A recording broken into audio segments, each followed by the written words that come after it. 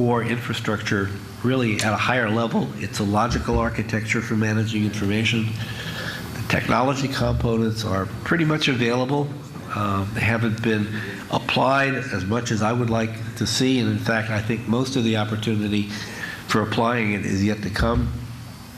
I think there's a great opportunity here for getting industry involved all around the world and building new applications and marketing some of this stuff. And if that happens, I believe that this whole technology really could change the way the internet works, and with profound implications for the rest of society. So given the time we have, that's sort of what I wanted to try and convey to you. And let me just stop here, take a few questions, and then maybe get on with dinner. So thank you very much.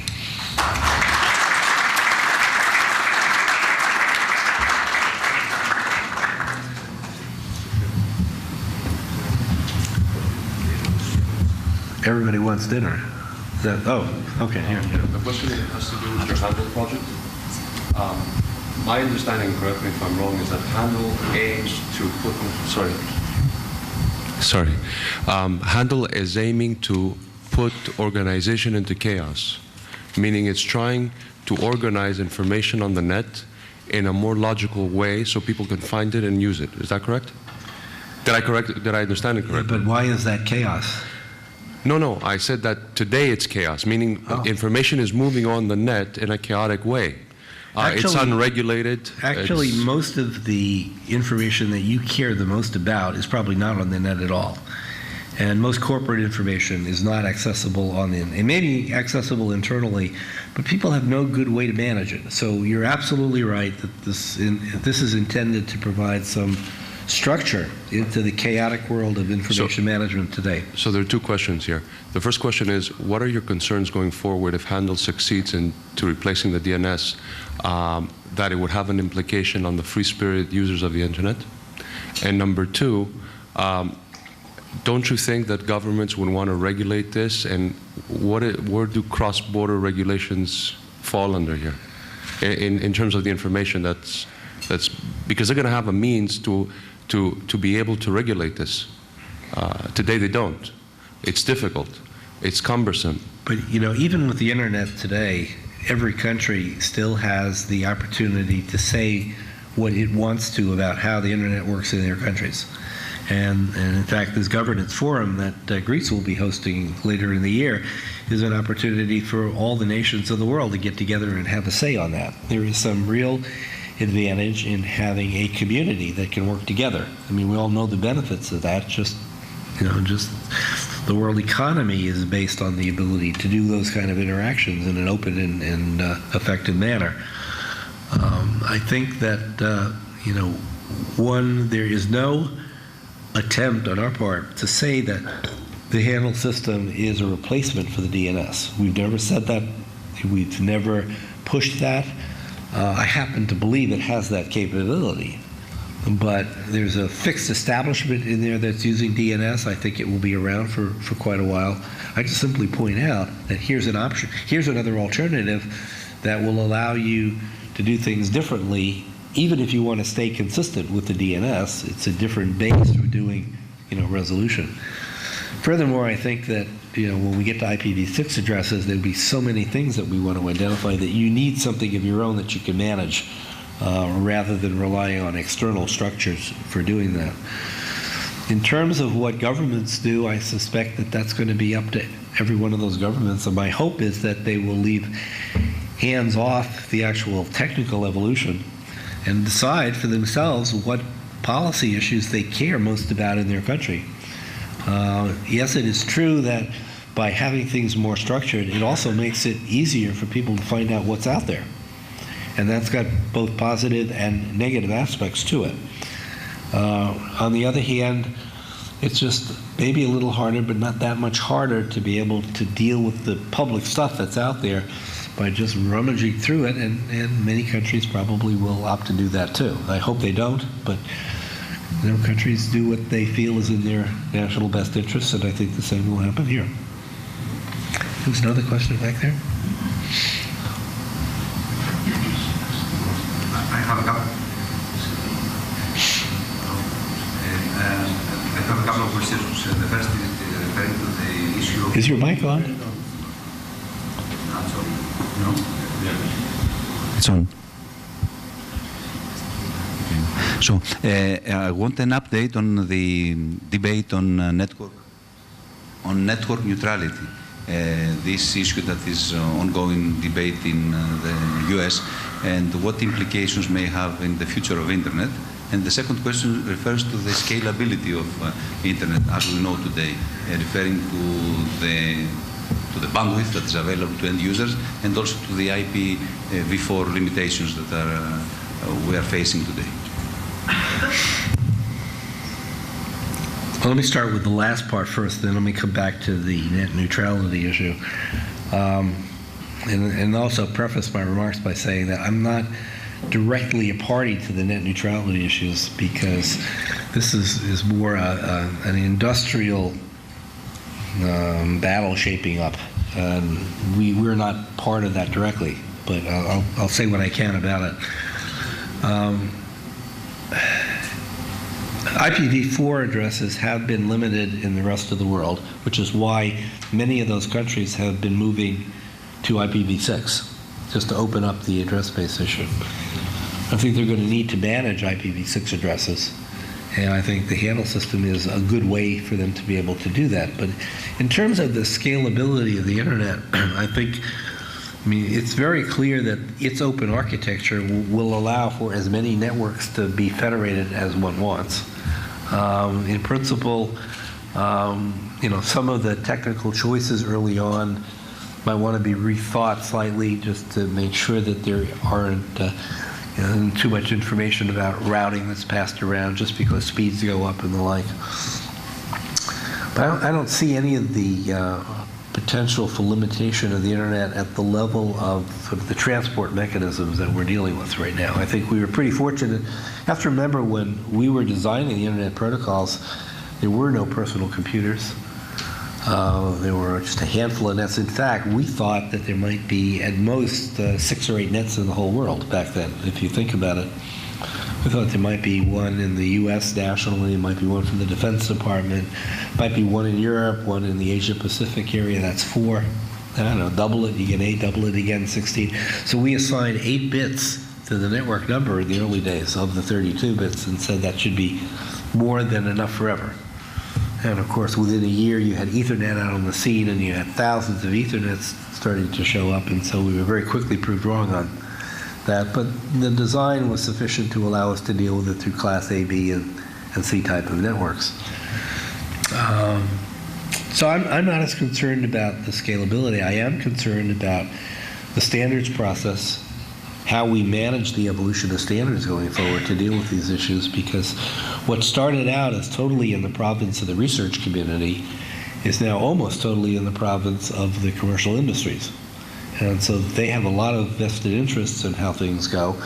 Equipment manufacturers, carriers, and service providers of all kinds. So we'll have to see how that plays out. It's much more structured now than it was when we started.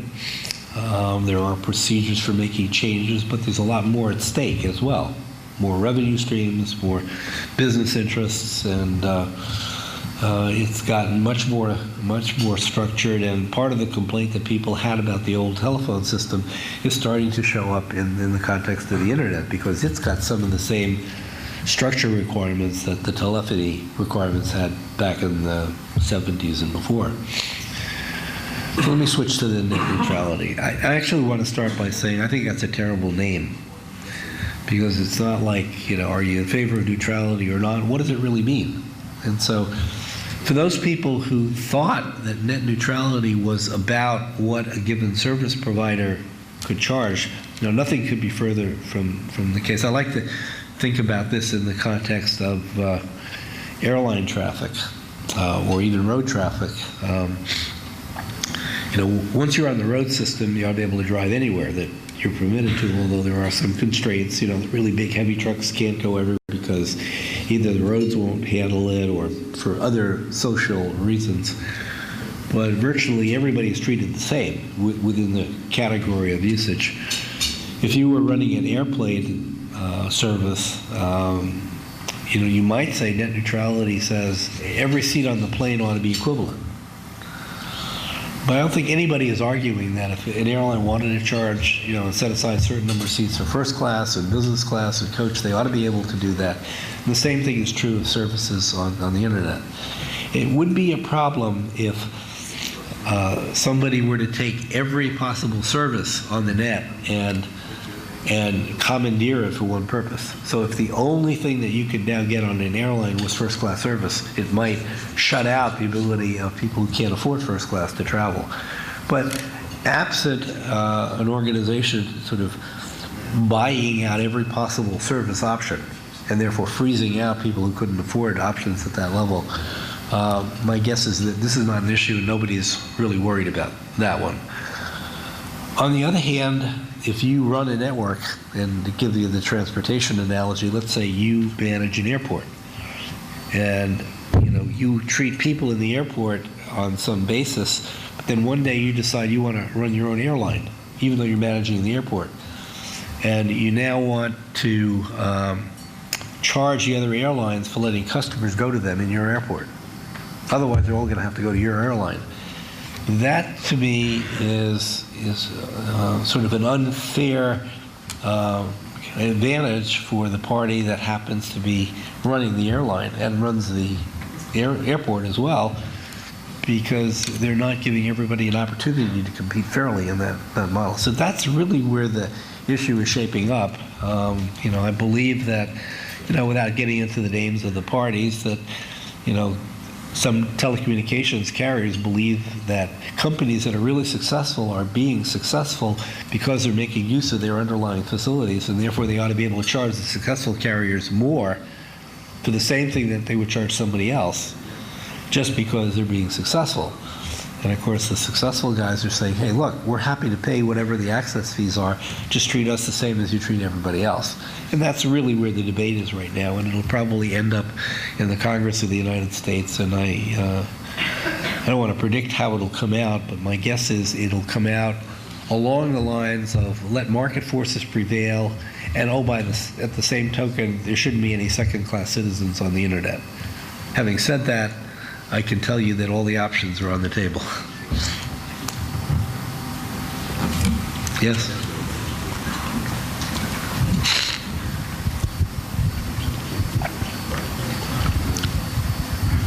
Hi, Elaine Green with the Athens News. I have two quite different questions, but perhaps will seem typical questions of a journalist in some ways.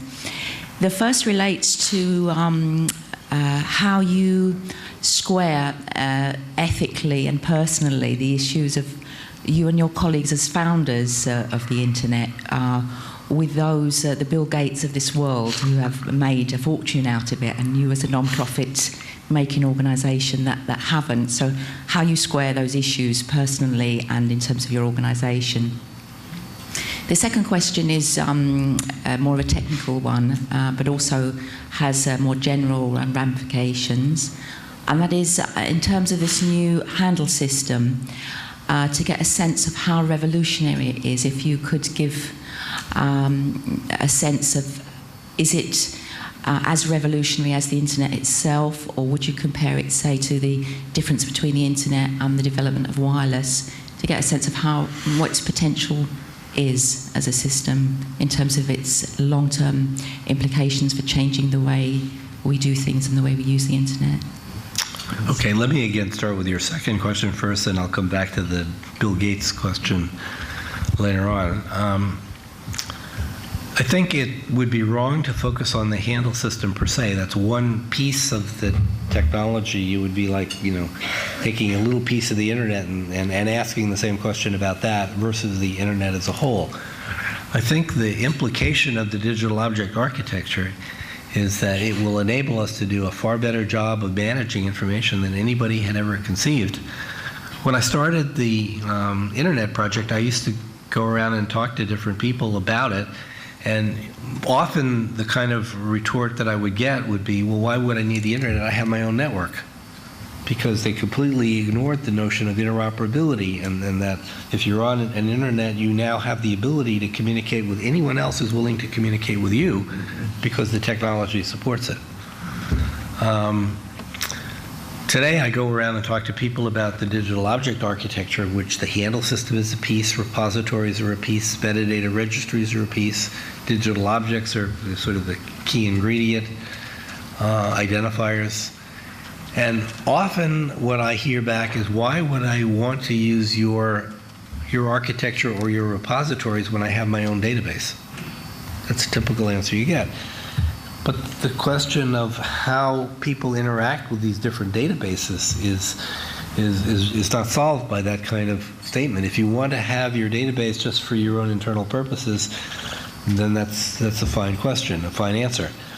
But if you want to allow for interoperability, then you need something more than just your own local database, because somebody else will have a different one, they don't interoperate, the data structures are different, and so forth. If you were to ask most organizations today, well, what of their information are they prepared to share with anybody else for any reason whatsoever? That's a question that, 10 or 15 years ago, nobody would have had any answer to in a coherent, prepared way. They might be able to figure it out on the fly, and you probably wouldn't be very happy with the answer. Once the web came around, people sort of started to deal with that in the context of what they put on their web page, and so now somebody might say, well, whatever's on my web page is what I'm prepared to share. But in fact, many organizations are willing to have much finer granularity of sharing of information. Certainly within the government, there are departments of the government that could benefit from sharing information with other parts of the government. You have different court systems that could benefit from being able to share their information, even though it's not all necessarily publicly available. Medical records that can be easily accessed by anyone with your permission. You won't find that in today's structures at all. So there are a variety of things that I think become really meaningful and powerful. But I think if we were to go to an architecture like this, which is an open architecture, which does allow for interoperability, which does allow multi-stakeholder participation, I think it could have a profound impact on the way society works, not only the internet itself. So let me turn to the Bill Gates question. Now you started that question by saying, how do I square it with ethical, moral, and I forget exactly what terms you used. But I don't feel the need to do that. When you take a look at what people do in the course of their everyday activities in their lifetime, very few people get the opportunity to create something as powerful and meaningful as the internet has become. We had no idea that that's what we were doing when we started. It was just an interesting research problem. We had the wherewithal to do it. It was a challenge. Did we think it was going to become what it is today? Absolutely not. When I'm asked that question, I sometimes like to kid around and say, of course we could see it. We just have to invent the personal computer and, competition in the telephone system and the government of the U.S. allowing their networks to be, widely used. But in reality, that was not possible to see back in 1972. You could have imagined it, but how practical was it, given the fact that AT&T wasn't interested, and for good business reasons. This was not a business in 1972 that would have made any sense. The fact that Bill Gates has done very well for himself, more power to him. That's just the way business works in our country, and I think many people around the world are envious of how well he's done. I'm not particularly. It would be very nice if he said, gee, let's take 1% of everything that we make and throw it back into the research and development activities, whether it's to us or anybody else. But he probably figures he does that anyway in taxes of one sort or another, and it gets redistributed. I was asked on CNN one night, whether, I had these kind of concerns, because they thought the internet was far more impactful than anything any other company, including Bill Gates, had done. And my view was, if we had tried for that kind of outcome, you wouldn't have an internet today. The reason it exists is because it was put out in an open fashion. It was made available to people to use. And there are things that you have to pay for because there are some costs. the actual attribute of the internet, which is, you know, full sharing of information among consenting machines and individuals, is something that probably wouldn't have happened if we tried to patent it or, you know, otherwise constrain it. The same thing is true in the digital object world. There are patents in that, but they are defensive patents. They were taken out to prevent somebody else from taking this kind of architecture out of the public interest. So we're not pushing those in any kind of an offensive way. Don't look to try and make money out of it. I think to the extent that one can make money in these different areas, it's by providing relevant services, but not by trying to make money off the core infrastructure ideas that are global in nature. I mean, a carrier, yeah, obviously it has some costs and investments, and it's going to charge for usage of that, but that's part of a larger context anyway. And nobody is trying to charge for the larger context, and I think if you did, it wouldn't happen. So I don't have to come to grips with that because it never was an issue for me.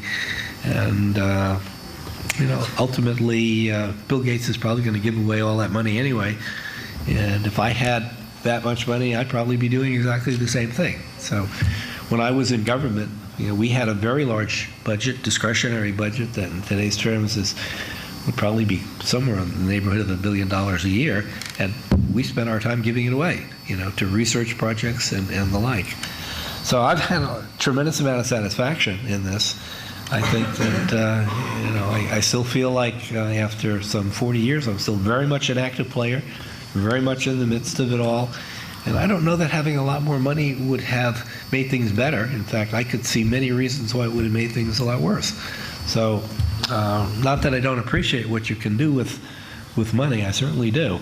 And if somebody wanted to come by and, you know, give me a few $100 billion to spend on it, I would take it in a heartbeat, and I'd probably invest in it in research activities around the world, just like I've done my whole career.